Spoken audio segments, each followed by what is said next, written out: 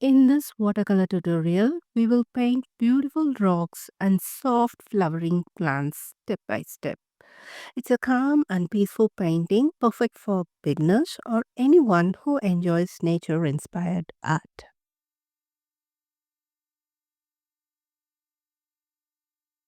I start by mixing burnt sienna with Payne's gray and adding plenty of water to create a light value for the first layer of the rocks. I'm painting a simple potato-like shape, but instead of using curved strokes, I'm using angled lines. This helps to give the rock a more structured and natural look like we often see on real stones. The first and second rocks are placed one behind the other. We will make them look separate by adding a medium value later.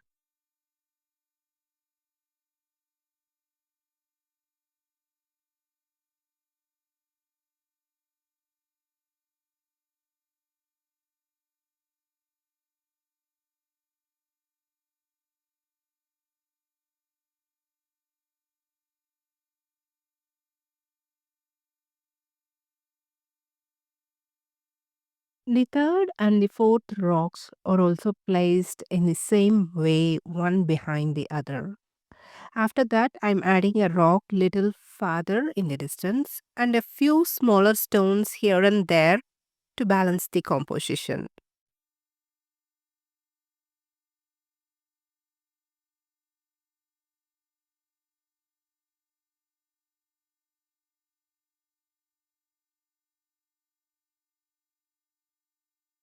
Next, I'm mixing the same burnt sienna and Payne's grape, but this time with less water, so the pigment stays in place and doesn't spread too much.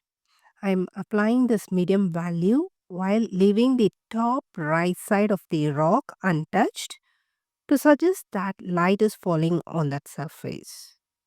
I have imagined that the light source coming from the right, so it's important to preserve that highlight area by not covering it with this medium value.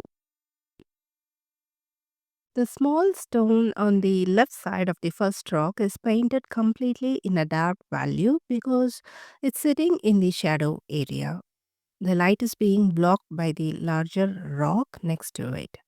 Next, I'm mixing indigo with Payne's gray to paint the shadow areas on the rocks. This mixture should be slightly thicker so it stays in place, that is, it doesn't spread out of its area. The first rock felt a bit like a cuboid or a rectangular box, so I used a few broken angled strokes to give it more of a natural look. Did you notice that the large third rock in my painting looks like a house and the top felt like a feels like a roof? But when I added a darker value to the top, it helped to break that pattern. It added a sense of irregularity, like uneven surfaces that makes the rock feel more natural. Next step is to paint the flowering plants. For that, I use a mix of sap green and indigo.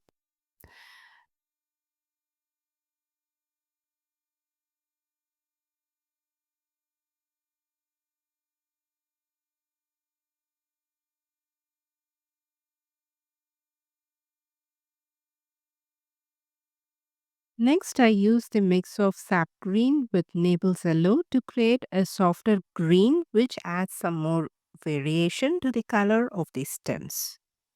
For the flowers, I use violet and simply add a few gentle brush strokes here and there.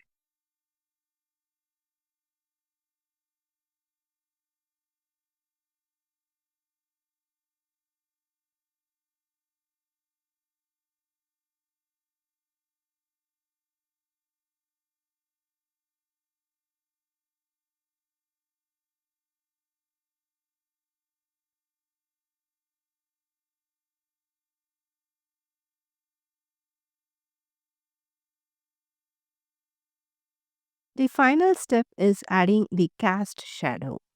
I'm mixing indigo with a small amount of burnt sienna and diluting it with water to create a medium value. I'm using this to paint the shadows on the left side of each rock.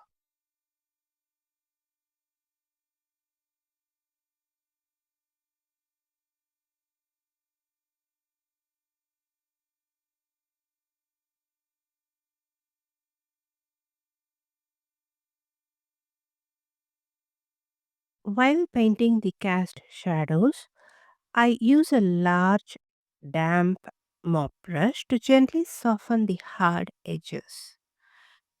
Using it, I just sweep along the edges to keep the transition smooth and soft.